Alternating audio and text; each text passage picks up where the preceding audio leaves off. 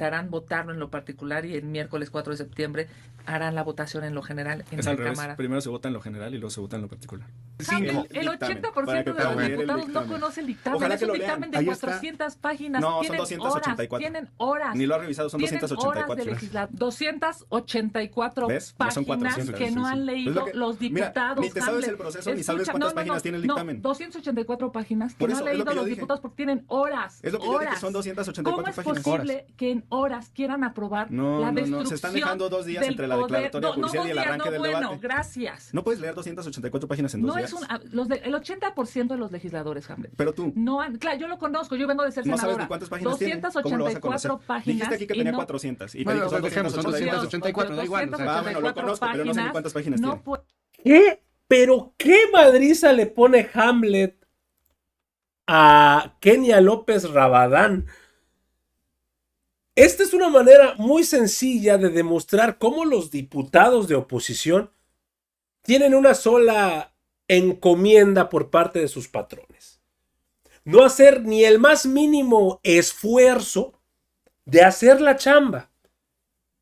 Tienen que leer una reforma de más de 280 páginas. Ok, ¿de dónde saca Kenia López que son 400? Y de ahí, las fechas de lo estipulado que ni se las sabe. Otra vez quedando en evidencia la ignorancia, la falta de importancia que le dan a estas situaciones los diputados de oposición y, como siempre, pegando de gritos al final. Esto es nuevamente cómo se despedaza la oposición sin hacer nada. Ellos solitos se andan metiendo el pie. Pero sobre todo demostrar que Kenia López no sabe nada.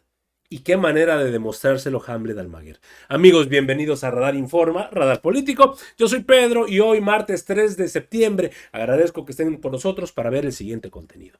Quiero que vean, amigos, por favor, la madriza y la exhibida que le mete Hamlet Almaguer. La pobreza, y como jalisciense 4%, la de Mitofsky le da 61% y está publicándose en este momento la de Encol que le da 75% de aprobación a López Obrador. ¿Qué dices, Hamlet Almaguer, con eso? pues muy contentos ayer en el Zócalo acompañando al presidente y la plancha estaba llena de personas con alegría. Por supuesto con cierta nostalgia ya por el fin del sexenio del presidente López Obrador. Lo primero que me gustaría contar es, nunca mintió cuando dijo por el bien de todos, primero los pobres. Y es algo que cumplió fehacientemente.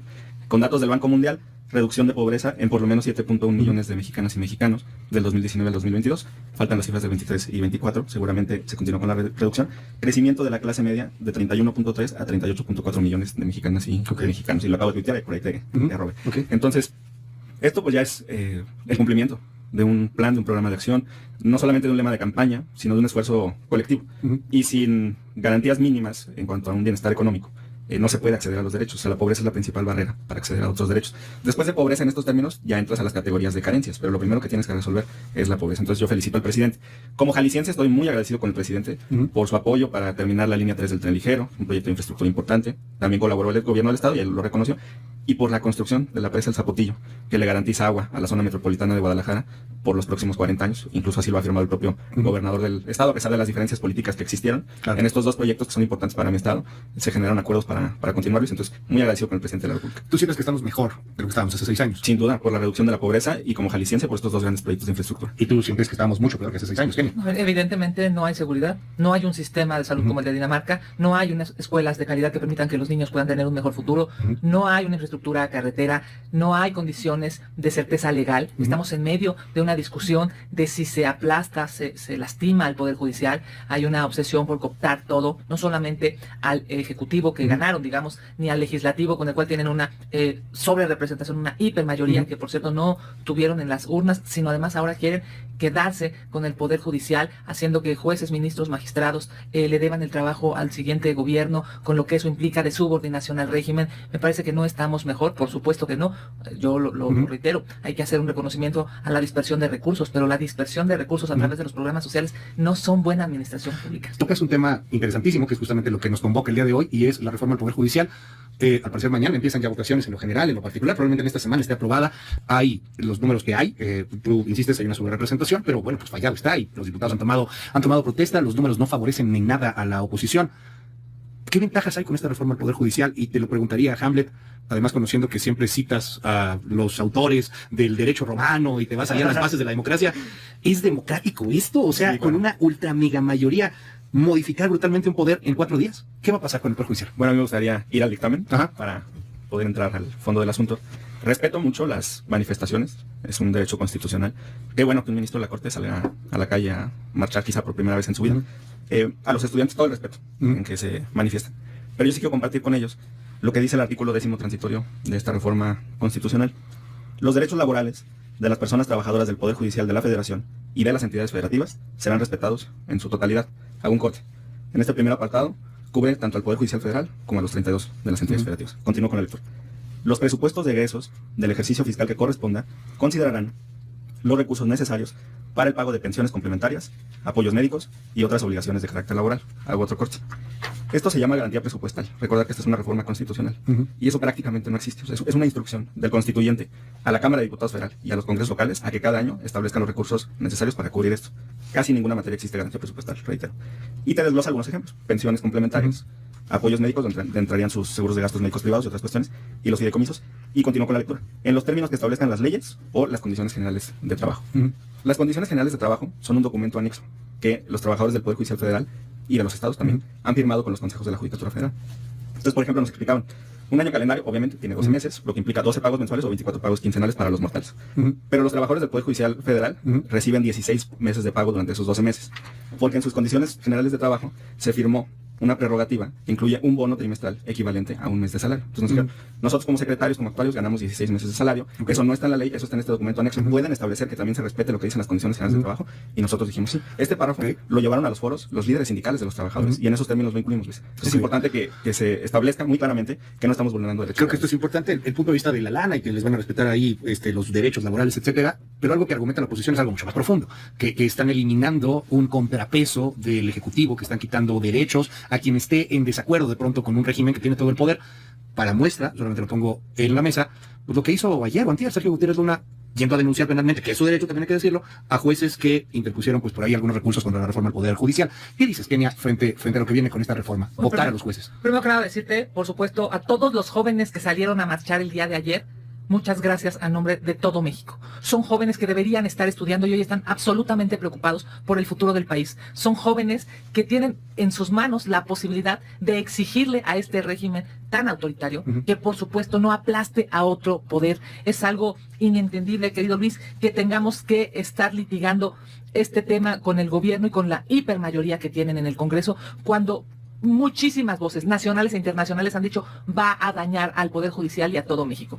Este nacionalismo que reclama que por qué le hacemos caso a Estados Unidos o a Canadá, cuando incluso estos países han dicho no puede haber un aplastamiento de un poder hacia otro, debe de haber seguridad jurídica, debe de haber certeza legal, y entonces salen voces diciendo es que yo no me voy a dejar mandar por Estados Unidos. Por Dios, Estados Unidos y Canadá son nuestros dos mayores socios comerciales. Gracias a las remesas que se reciben de Estados Unidos es que este país está logrando también salir adelante. Es evidente que a nivel internacional no se ve bien esto que está pasando y que quiere hacer Morena por algo muy elemental. Si no hay legalidad en un país, si no hay Estado de Derecho, si no hay la posibilidad de que tú vayas ante un juez, un magistrado, un ministro, te defiendas y puedas ganar conforme a la ley, obviamente no hay certeza jurídica. ¿Y quién va a venir a invertir a este país? ¿Quién va a sentirse protegido por las leyes? Entonces, lo único que te va a proteger es la cercanía con el gobierno. De verdad que a mí me impresiona cómo los legisladores del régimen no se dan cuenta del daño económico ilegal que están haciendo para varias generaciones. Vámonos con este tema, el daño económico. ¿Qué decir sobre ello? Y ahora sí que no es menor, lo que dijo Ken Salazar, lo que dijo el embajador de Canadá, lo que ha dicho el subsecretario del Departamento de Estado norteamericano, lo que señalan los jueces en el organismo internacional ahí en Roma. O sea, si hay una preocupación global, Hamlet, y ahora sí que no nada más es Kenia y el PAN, es una cantidad impresionante de gente que está diciendo aguas con eso. Pues es la protección de intereses económicos, ciertamente. Pero me gustaría comentar en este aspecto. Si Morena quisiera tomar el control del Poder Judicial, sería muy sencillo. La doctora Sheinbaum, presidenta electa, va a tener la oportunidad, en los términos actuales, sin reforma, de designar a 4 ministras y ministros de la Suprema Corte de Justicia de la Nación. ¿Por qué hablo de designar? Porque en el sistema actual el presidente nomina terna, si el Senado la rechaza, nomina otra terna, si el Senado la vuelve a rechazar, designa directamente, ¿no? Entonces, si quisiéramos tomar el control de la mayoría desde la Suprema Corte y la propia presidencia de la Corte y del Consejo de la Judicatura, porque la persona que preside la Corte preside el Consejo, lo único que tendríamos que hacer es tener paciencia y que la doctora designe 4 ministros más de la Corte. Pero no es el caso. se busca una reforma profunda. De hecho, en Estados Unidos, Obama, por ejemplo, no se pudo poner de acuerdo con el Senado y designó pocos jueces federales. Allá, el presidente de la República tiene la facultad de nominar jueces de distrito, magistrados de cortes de apelaciones y ministros de la Corte. Los 3 casos son votados por el Senado. Los demócratas no aprovecharon y Trump llegó y designó en su primer mandato más de 230 jueces, magistrados y ministros. Entonces, una opción sería emular el sistema de allá, entonces que la presidenta de la República nomina todo y que el Senado, con esta mayoría de la que habla Kenia, pues le valide los nombramientos. Pero no buscamos ese atajo o esa trampa para tomar el control del Poder Judicial Federal. Buscamos que se democratice y la ciudadanía va a tener la última palabra. Lo único que van a hacer los poderes es nominar. El dictamen tiene más de 100 modificaciones respecto a la iniciativa del presidente. Y una muy importante fue el establecimiento de un comité técnico de evaluación en cada uno de los poderes que van a revisar los perfiles de las personas candidatas para decir si son o no aptos. Pues entiendo que vienen propuestas de la presidencia, del Poder Ejecutivo, Poder Judicial y Poder Legislativo. Es correcto, cada uno de los 3 poderes nomina o propone, pero previo análisis de estos comités técnicos, uno en cada poder. Yo creo que ese filtro va a ser útil y además fue una petición que se realizó durante los foros. Decía The Economist, creo que la semana, este fin de semana, justamente la edición de este fin de semana, que iba a ser un modelo muy sui generis, comparaba un poco que lo único que era medio similar era como Bolivia a nivel global, y me llamó la atención, lo platicamos también aquí, Hamlet, y lo hemos platicado también, Kenia, la cantidad de candidatos a jueces que va a haber, lo decía Rubén Moreira hace poco en tribuna, pues estamos hablando de 100 candidatos, 50 candidatos, una cosa por el estilo en algún momento. ¿Cómo ven eso en la oposición? De miles, de hecho, ni siquiera de 100. Digo, de que le va a tocar a un votante, pues. No, sí, o sea, al final son... yo te diría, primero, evidentemente es un acto populista. Esto que quieren hacer es un acto populista lamentable porque a un mexicano no le sirve un juez amigo del poder. Le sirve un juez, magistrado, ministro que conozca la ley y la Constitución, que pueda darte certezas de que su experiencia te va a salvar de algo malo. Es un tema penal, civil, administrativo, mercantil, el que sea. Cuando tú estás ante el Poder Judicial, tú estás luchando por defender, digamos, la parte de legalidad que como mexicano tiene que protegerte. Esto significa una mamá yendo a buscar una pensión alimenticia para sus hijos, por ponerte un ejemplo, o un señor que está en prisión y que no tiene que estarlo. ¿Qué necesita esta mamá o este señor? ¿Qué necesita? Es un juez que tenga la capacidad de discernir y de decirte, eres o no culpable, tienes o no derecho a qué porcentaje de pensión alimenticia. Eso no necesita una votación, Luis, a México completo. Eso no, esa inteligencia que debe tener un juzgador no necesita pasar por una zona, necesita pasar por una escuela, necesita pasar por experiencia, necesita pasar por exámenes de oposición, necesita pasar por todos los tamices, digamos, que permitan tener a las y a los mejores. Esto. Qué bueno que hablas de la escuela, porque en los foros nos pidieron, los representantes de las barras de abogados, fue en el foro de Saltillo. Dicen que hay un problema porque cada que llega un nuevo presidente a la Suprema Corte, hace designaciones de las instituciones clave, digamos, al interior del Poder Judicial Federal, y que ahí está la escuela, y que no tiene, digamos, una continuidad institucional. Entonces, lo que se estableció en el dictamen, a petición de las barras, es que la escuela sea autónoma. Es decir, sería la escuela judicial. Sería una especie de órgano dentro del Poder Judicial, pero que no dependería del presidente de la Corte y que podría establecer estos programas educativos y además, pues no se nace. Kenia pone un punto ahí muy interesante y aquí lo han repetido todos los jueces. Podrá argumentarse desde la 4T que son jueces en contra de la 4T, pero bueno, los jueces que han hablado o con los que hemos tenido oportunidad de platicar han dicho lo mismo, van a quitar el mérito. O sea, sí, claro, la posibilidad de sacar un examen, y me consta por algunos acercamientos que he tenido con algunos jueces y algunas instituciones, que sí son exámenes brutales, o sea, durísimos para poder convertirte en juez. ¿Qué pasa con esos exámenes? No van a premiar la popularidad, Hamlet, sobre la capacidad. Por eso te hablaba del Comité Técnico de Evaluación, porque ellos van a revisar los perfiles. Que será de la mayoría que vamos a poner a sus cuates. La verdad es que van a ser personas que reúnan las características legales, que tengan idoneidad para los cargos. No es una metodología que pueda dar certeza. Y además, hablando de la escuela judicial, esta mayoría que ustedes tienen, lamentablemente lo que va a hacer es que van a estar en la boleta los jueces, magistrados y ministros que quiere el poder. Y eso es los 3 poderes de la Unión. No el poder. O sea, el poder ejecutivo, y el judicial va a poder hacer ustedes, su propia lista. El poder legislativo, en el cual pues se hicieron de una mayoría que por cierto no tenían en las urnas, y evidentemente tiene que ver con una carga ideológica que yo diría daña mucho a un poder. Ese debate ya está superado, pero te informo que este país tiene un sistema mixto.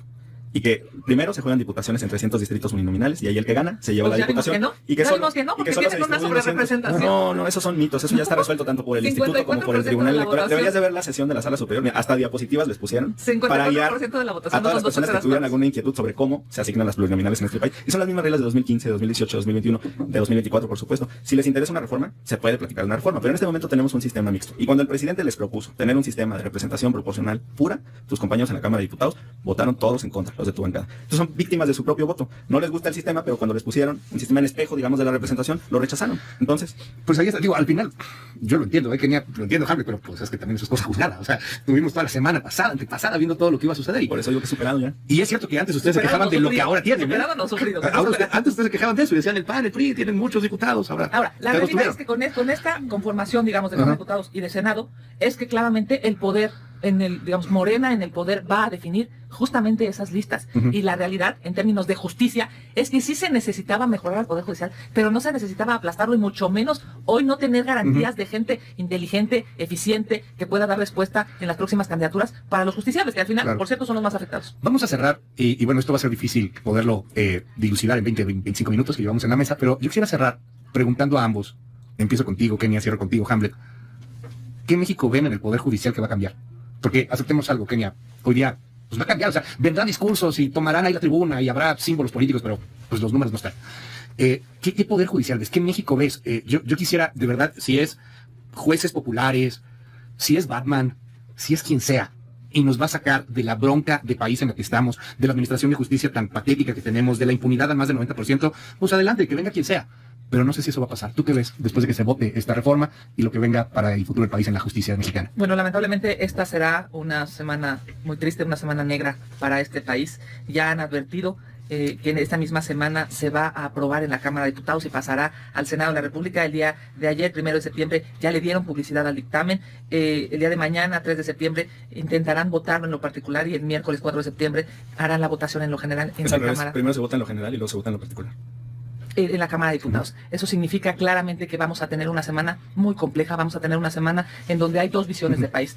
¿Qué quiere el presidente de la República? Y evidentemente que está siendo acompañado por la siguiente administración. Esta reforma, que en estricto sentido, nosotros lo hemos dicho públicamente, no va a ser una reforma que le dé justicia a los mexicanos, va a ser una reforma que genere incertidumbre de entrada por la falta de experiencia de los legisladores. Segundo, vamos a tener, por supuesto, un debate álgido, sin lugar a dudas polarizado. Es obvio que lamentablemente no van a detener esta maquinaria que ya han echado a andar el día de ayer. ¿Qué se avisora? Pues se avisora un problema económico terrible, se avisora que no haya certeza legal en nuestro país, se avisora que la gente que tenía la intención de invertir en México lamentablemente va a dejar de hacerlo y sobre todo se avisora que los que menos tienen en este país, que son los que lamentablemente en muchas ocasiones están de manera injusta en una prisión o esperando una pensión alimenticia, en esta lógica pues no van a tener jueces, magistrados o ministros de calidad. Lo que van a tener es una subordinación al régimen que, entre otras cosas, lo que genera es populismo y menos certeza para vivir mejor en este país. Kenia López Rabadán, gracias, Kenia, con toda la admiración y con todo el cariño. Gracias siempre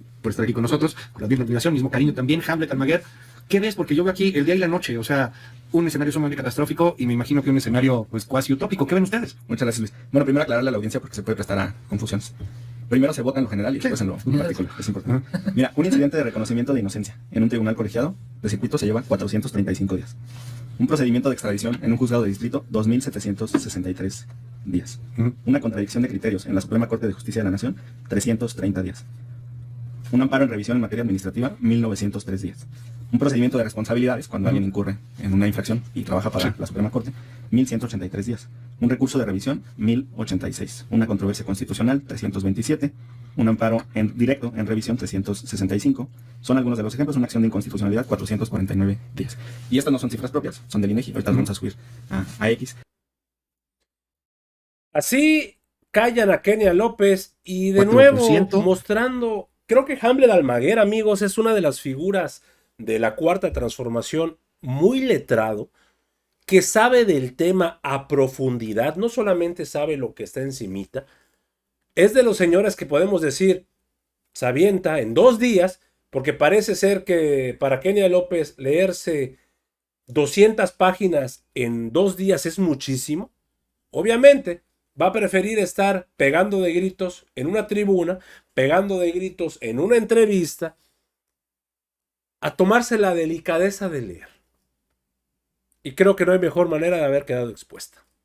Hasta aquí la información al momento, espero que haya sido de tu agrado. Si te gusta este contenido, amigos, por favor, apóyanos suscribiéndote al canal y regalándonos ese poderosísimo like. Yo soy Pedro para Radar Informa y te agradezco el tiempo que me regalaste para ver este video y nos estamos viendo en una nueva transmisión. Recuerden, amigos, seguimos evolucionando junto a la 4T. Que sigas teniendo un excelente día.